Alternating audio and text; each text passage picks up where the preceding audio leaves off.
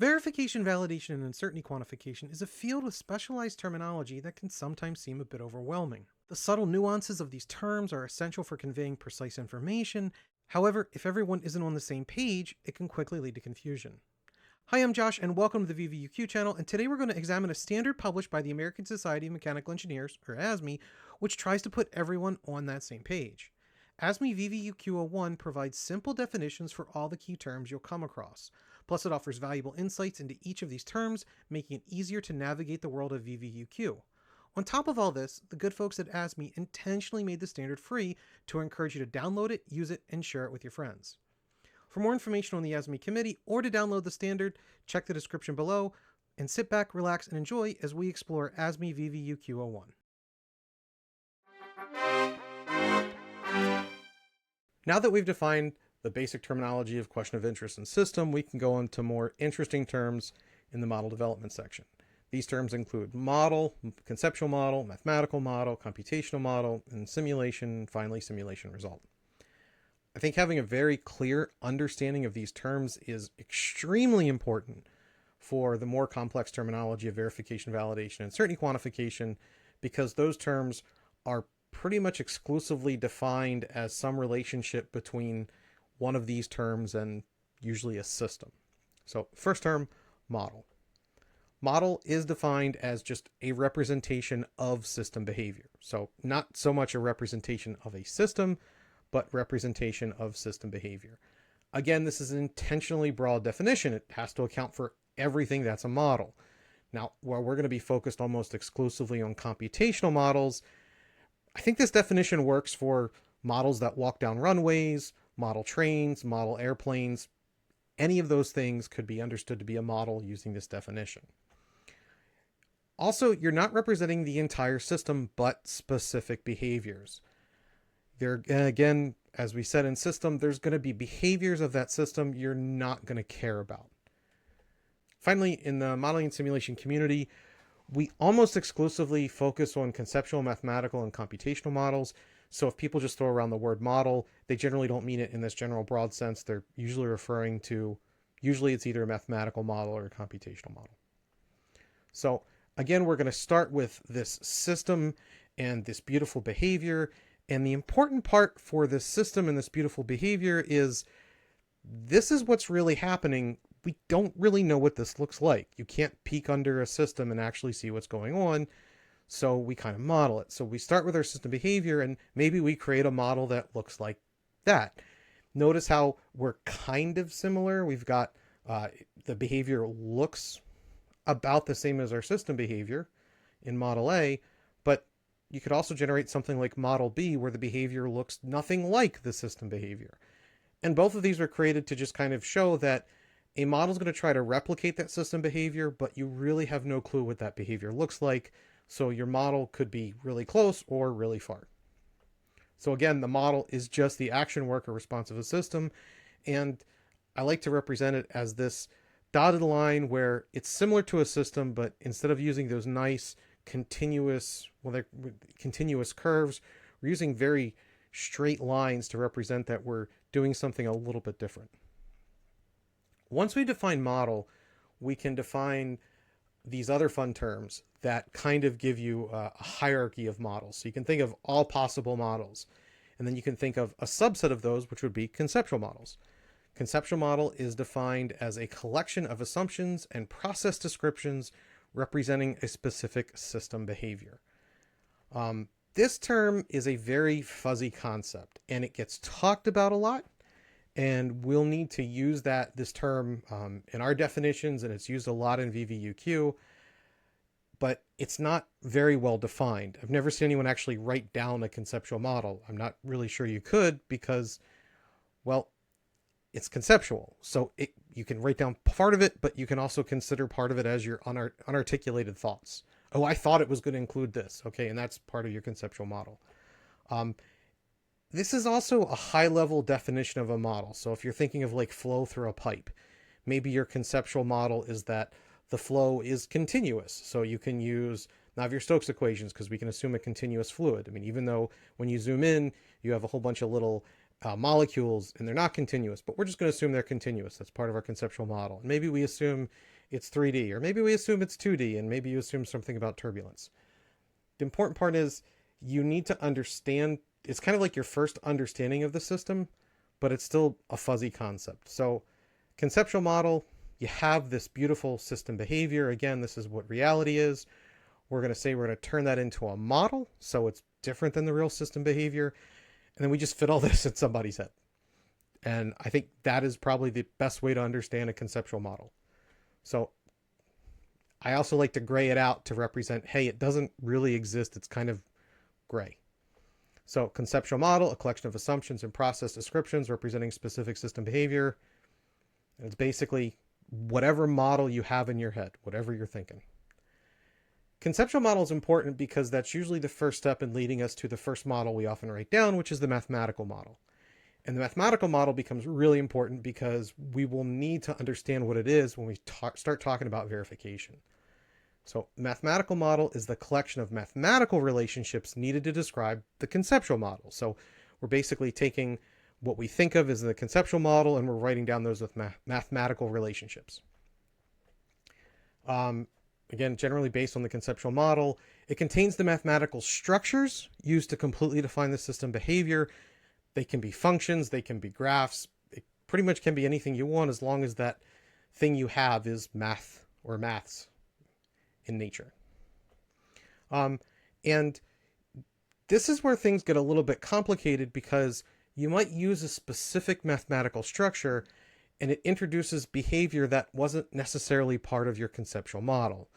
So let's say you're representing something and now you start to think of it as a partial differential equation. Well, is that actually, maybe that partial differential equation has some interesting behavior in its first derivative or second derivative. Did you intend to put that behavior in the model, or did it just come about because you chose that partial differential equation and you didn't realize you were inducing that behavior? So mathematical model, you start with the conceptual model and you basically take the same elements, but you have to make them mathematical. So now we're going to write down all of these little values we're interested in, but now we've got to define all these transfer things as, I like to think of them as functions. I think technically they might be relations. I don't know if they're formally functions, but it's just easier to think of them like that. And so we basically say, okay, now we're just going to take this whole system and turn it red. We're going to make it mathematical. We have mathematical inputs. We have all these functions. We're going to go from x0 to whatever all the x7, and the functions represent each step in that whatever behaviors we're trying to model. And I also like to think of it as just, it's basically you have to be able to write it on a whiteboard. So again, here I've got all those functions. I've got x0 through xn, and I'm saying each of those is going to be equal to the y value. Basically, output is equal to some function of your input. And again, don't read too much into this other than you basically have to be able to write out this model mathematically. So mathematical model, the collection of mathematical relationships needed to describe the conceptual model.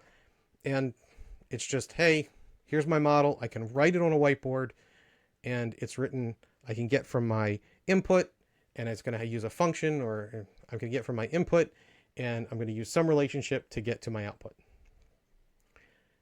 Now with the mathematical model, we can finally define the computational model. This is a very tricky definition because I think a lot of people think that computational model is a computational model because we solve it on things we call computers. And that's not necessarily true. And I also think that a lot of mathematical models are also computational, even though we may not realize it. So computational model, the representation of a mathematical model such that it can be executed on a computer. Well, what does that mean? Well, if we can compute an answer to the mathematical model as it is written, that model is also a computational model. In other words, what makes a mathematical model computational is not that we're going to solve it on a computer or we have solved it on a computer. It's that we can solve it on a computer. So what does this mean? Well, it means that often we have mathematical models that we can't solve directly on a computer. So when we have those, we have to make small changes to them so we can compute the model. And so those new models, while not exactly our initial mathematical model, they're at least a computational model.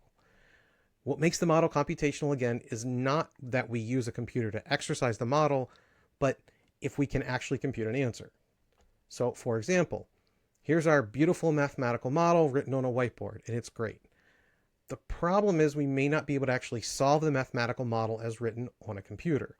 So we have to do some changes, and we have to change it. We'll change the inputs and the outputs and the functions so it can be solved on a computer.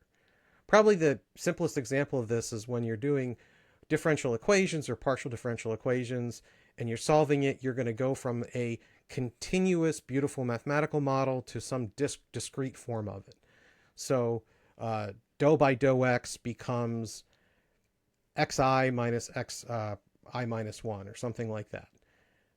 Dou by dou x, that beautiful continuous partial differential, is a mathematical model. We can't compute it, so we just come up with a computational model that's similar to it, but it's not exact. Finally, I think it's helpful to understand the difference between these using Venn diagrams. So we're going to start with the set of all computational models. So all computational models have to live in that set. Well, one thing we know about the set of all computational models is that it has to be a subset of all mathematical models. In other words, as we're defining it, every computational model must be mathematical, but not all mathematical models are computational. There's a number that we can't compute. And finally, we're going to add one more layer to this and say, well, all mathematical models, well, they actually are concepts, so they're actually all conceptual models. So you have conceptual models, and then you're going to basically change that to get your mathematical model, and in the mathematical model, you often change that to get your computational model. And I think understanding that kind of Venn diagram will really help later on when we talk about verification validation. So, computational model, the representation of a mathematical model such that it can be executed on a computer, and we've just got that nice little dotted line representing that model, and we're using a computer for it. Now we've talked about models, now we can talk about simulation and simulation result. The standard defines these as two separate words, but it really says, but each of them can contain either meaning. One of the interesting things, I use these terms a lot, and I use them entirely interchangeably. So simulation can mean the act of executing the model, or it can mean the system states calculated by executing the model. In other words, it's the execution of the model or the results from executing the model. And so you can call it a simulation, or you can call it a simulation result. And sometimes people call simulation the result, or sometimes people call simulation result the result. Doesn't matter. So it can be the verb, or it can be the noun. It's either the act or the results from the act. And again, interchangeable. So let's say we're going to run a simulation. So here's our computational model. Here's our mathematical model. Here's our conceptual model. When we think of running a simulation, we almost exclusively think of the computational model. But this is, to me, one of the interesting parts. The standard doesn't put that limitation on it, and I don't think the logic does either. You can think of running a simulation from your mathematical model. When you give it input, you get an output. That can be a simulation. You could even think of running a simulation in your conceptual model, but that's kind of just whatever you think will happen. So when we've defined the simulation specifically, and this is why we kind of said earlier, we talked about the system state. We're interested in, okay, well, what are those values that the model is going to be predicting? So when we look at the results of that simulation, from that mathematical model, you can just see it's, well, the results I have is a function of time. And I might know some of those values, but like we represent there, maybe we don't know some of those values because, again, the mathematical model may not be computational. With a computational model, it is computational. You are going to have values. And finally, with the conceptual model, I guess you'll have values. They'll be conceptual. Again, it's all kind of grayed out. So the simulation is and simulation result are just the results usually of the model or the act of exercising the model. And just depends on how you use it in the language. The reason that the standard defines these terms this way is to maintain this interesting parallel structure, which I wanted to highlight. So if we think of system behavior, and system behavior gives us the system state. So we use the system behavior to give us the system state. Well, that's identical to how the model results in the simulation. So the system behavior results in a system state. The model results in a simulation. But then there's another parallel structure here where the system behavior is represented by the model and the system state is represented by the simulation. So these terms were defined in such a way that you maintain this really nice parallel structure. And this was one of the reasons why system state was one of the last terms defined. We wanted this parallel structure and we had all these other terms defined and realized, well, wait a minute, what is the simulation a representation of? And so the simulation, which is basically the results of the model, it has to be a representation of the results of the system behavior. So that's where the term system state came from. So that is the simulation or simulation result, the act of executing the model, or the system states calculated by executing the computational model. All right, let's recap. Today we talked about Section 2 of the ASME VVUQ-01 standard, model development. First, we gave a definition for the word model, which is just a representation of a system. Very general definition, can be used anywhere. We said that conceptual models, by definition, are just conceptual. They can be almost anything. And we're very interested in a specific type of conceptual model, that type of model that can be explained with mathematics, which we call a mathematical model. And in mathematical models, we're interested in a specific type of mathematical model, the type where we can actually compute an answer, which we call a computational model. And finally, we gave a definition for simulation and simulation result, which was basically either the act of executing the model, in other words, I'm performing a simulation, or the results from executing the model. In other words, the simulation is the result from the model. Remember, you can download the standard using the link in the description. It's freely available, so feel free to take it, use it, share it with your friends.